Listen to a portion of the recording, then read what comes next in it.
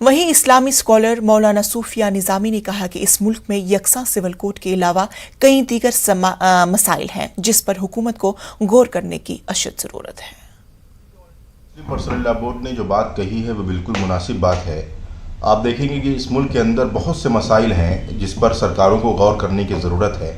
ملک کے اندر بڑھتی ہوئی نفرت جس طریقے سے پھیلائی جا رہی ہے اس پر قانون بنانے کی ضرورت ہے۔ یاتراؤں کے نام پر جس طریقے سے مسجدوں کے سامنے ہلڑ اور ہنگامہ کیا جاتا ہے اس پر قانون بنانے کی ضرورت ہے۔ اور ایک ایسے ملک میں جہاں پر مختلف تہذیب، مختلف کلچر، مختلف ٹریڈیشن کے ماننے والے لوگ ہوں، جہاں پر سمویدھان نے سب کو اپنے اپنے مذہب پر، اپنی اپنی پرمپراؤں پر